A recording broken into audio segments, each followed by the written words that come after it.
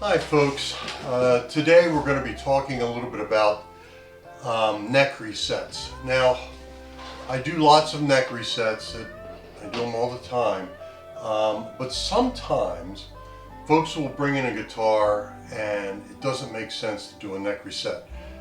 This is one of those guitars.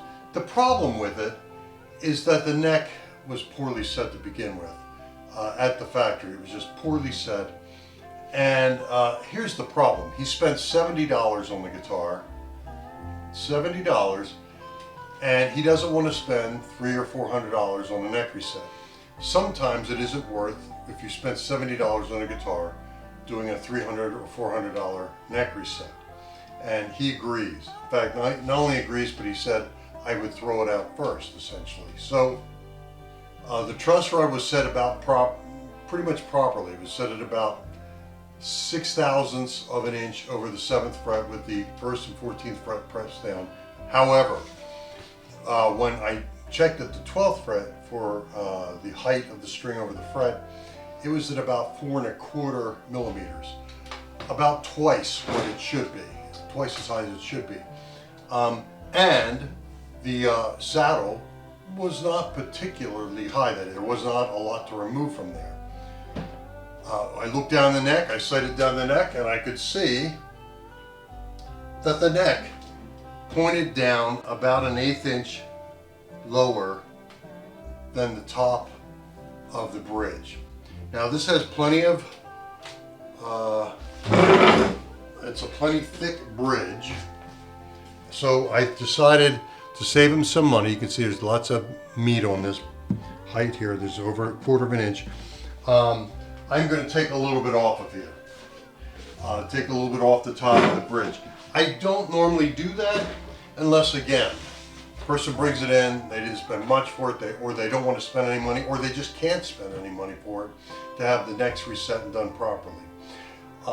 And that's really the proper way to do this, do a full neck reset. However, you probably, if I do the bridge, sand it down on the top, lower everything a little bit, he can probably get 20 or more years out of this thing without having to deal with it again. And on a $70 guitar, 20 years is a pretty good thing.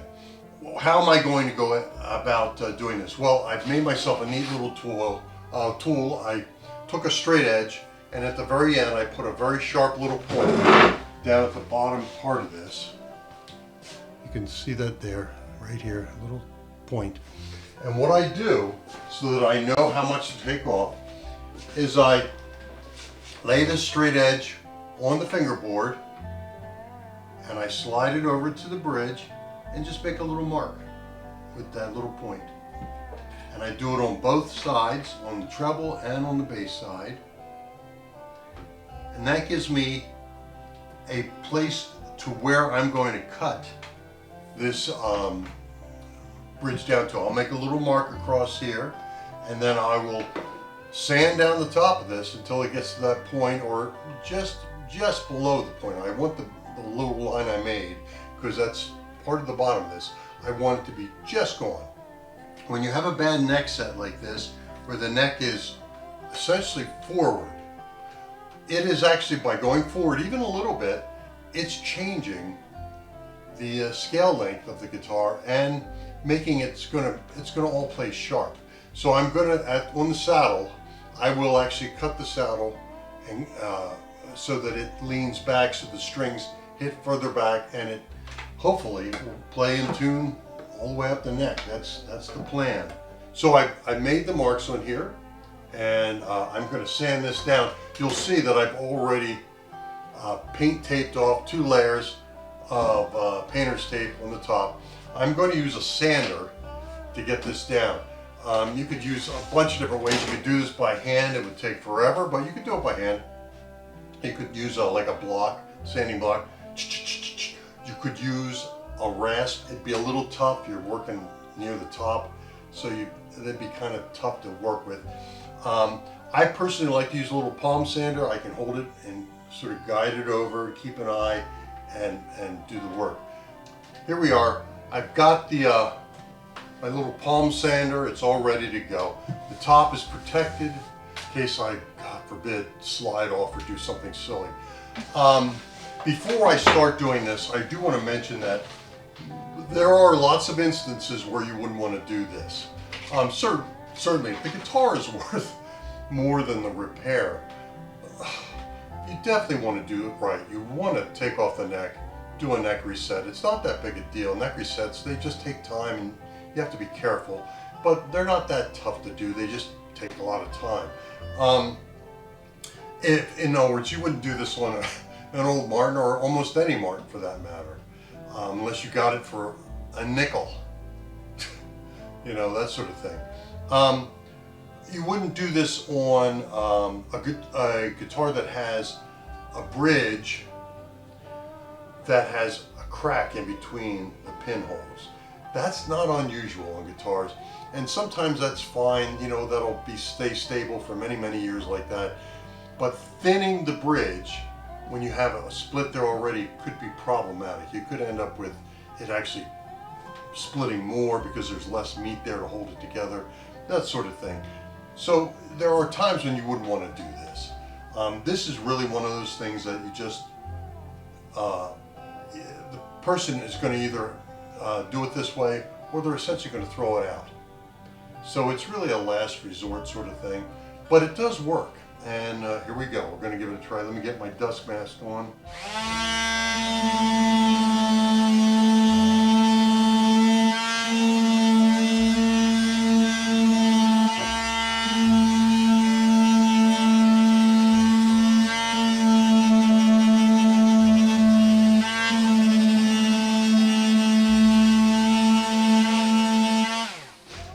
I stopped for a moment. I'm just about done taking everything off I need here, but I stopped for a moment to show you that while you're doing this, you're getting some real fine dust, like rosewood dust that you're collecting. And this stuff is like gold.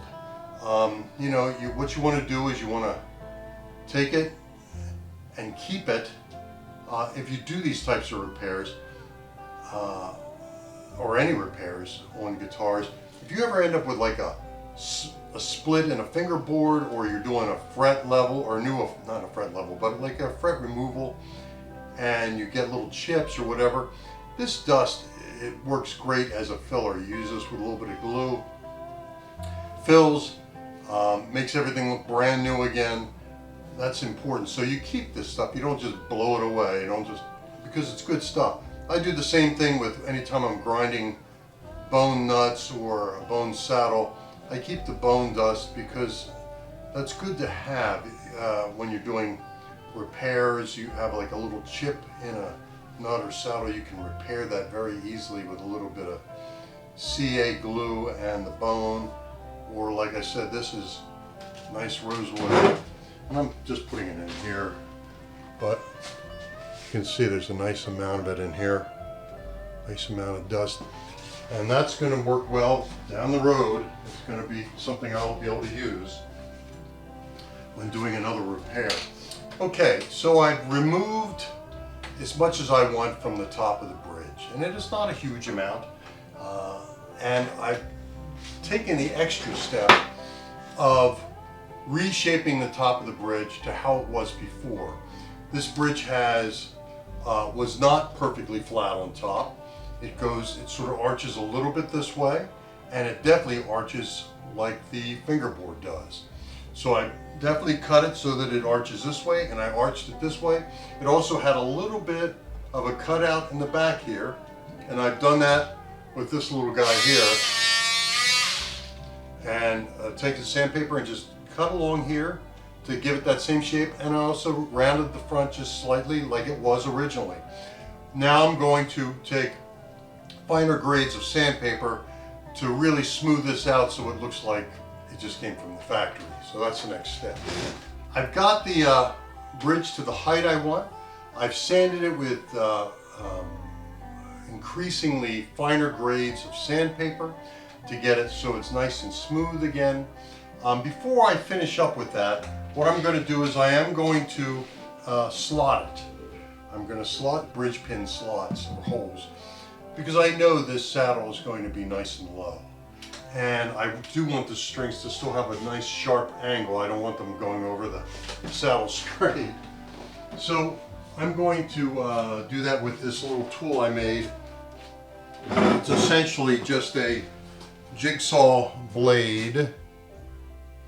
That's a jigsaw blade that I just took a piece of wood and glued it into place. And I use this to slot because this is about the thickness I want for slotting, and it's also about the depth I want that will fit down the pinholes here without causing too much trouble. So I need to set this up so it goes sort of straight towards the headstock, and then just start cutting. This is a slow and slightly tedious process, but it works, and it works well. So, you know, you don't mess with progress, I guess. I want to cut in at about, oh gosh, about 45 degrees, but I don't want to remove too much of this bridge if I can help it. I don't want to make it any weaker than the fact that I've just taken about a 1/16 off the bridge. So, you know, step at a time. Here we go. And, well, here, I'll just show you real fast here. You can see I've slotted it right there.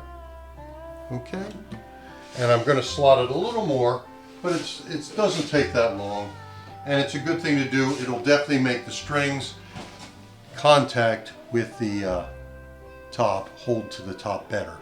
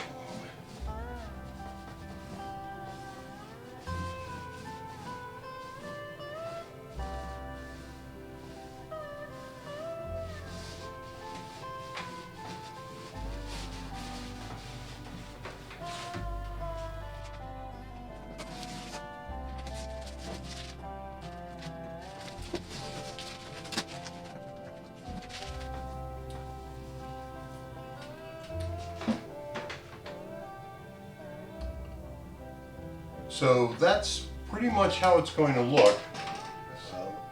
It looks pretty much like the original bridge.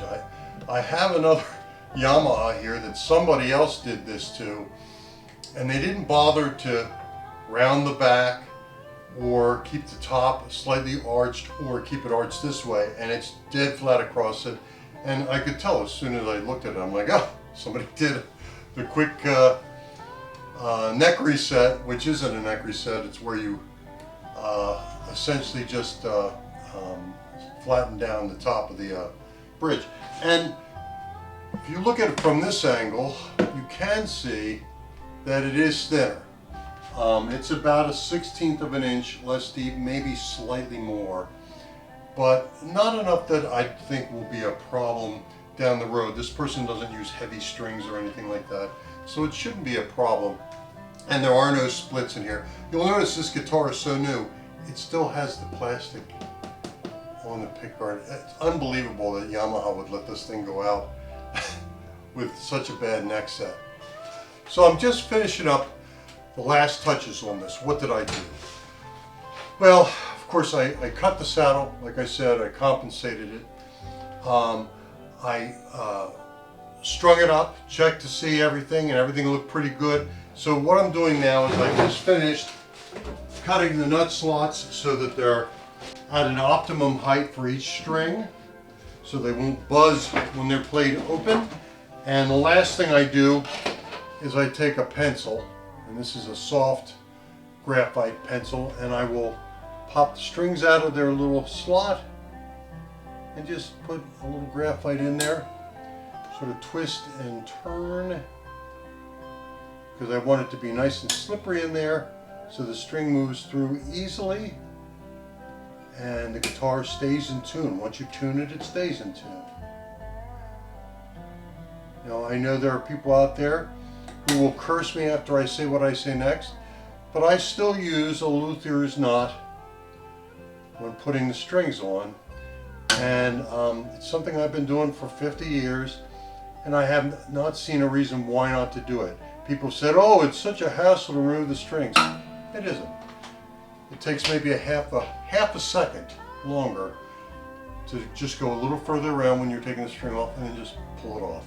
It's no big deal. So I just graphited the nut. I'm going to tune it up. I will show you how low I was able to get. Whoops.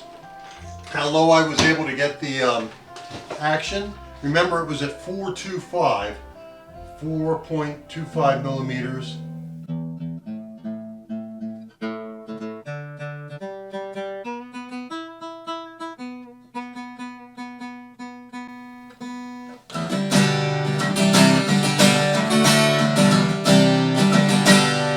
Sounds pretty good. I just ran it through an amp to make sure, but let me show you what we did here. As you remember, we sanded the whole top of the bridge. I tried to get it back to looking pretty much exactly like it did before. I have an arch going this way and an arch going this way, and the back end is all rolled over like they had. The saddle is quite low, as you can see, but there's saddle there. And what's even better is if you look carefully, you can see that there's plenty of break angle between the string and the top of the saddle. So it pushes down on the saddle and it gives me a nice clear tone.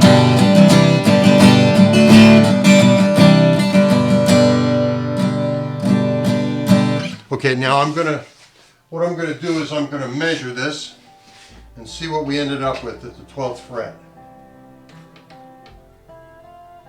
We got, it looks like 2.15 millimeters on the bass side and 1.5 millimeters on the treble side. So 2.15 down from 4.25 millimeters. That's a huge difference. It plays nicely now. It feels good. I just polished up the frets. I also cut it at the nut so it feels good in first position. Plays in tune. Compensating this back, the notes all play.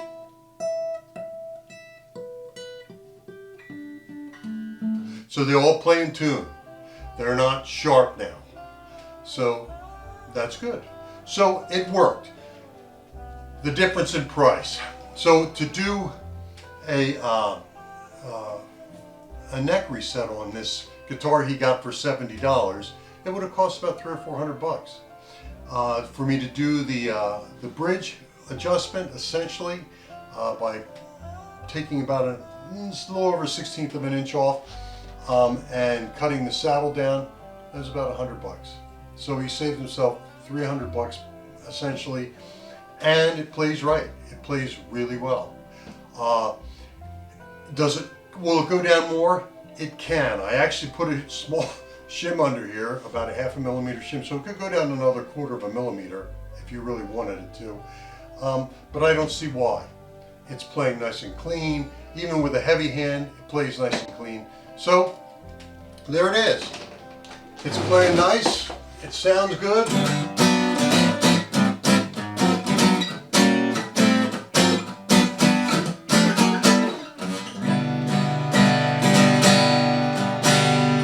Sounds good. So it's in good shape. He'll be stunned that he essentially now he's paid $100 more or so for having this work done, plus a full setup. I did a full setup, but he's got the guitar for about $200. It's a heck of a guitar. That's the bridge lowering setup, and it works quite well. You know, if you're a person who doesn't know if that's a good thing to do, you got to know what you're doing. Obviously, you don't want to just do it and then go, oh, I screwed it up even more. But it is an option on some of these guitars that really the person either doesn't want to spend the money, or it would just get thrown out otherwise because the action's so high it's unplayable. So there you go. Take care.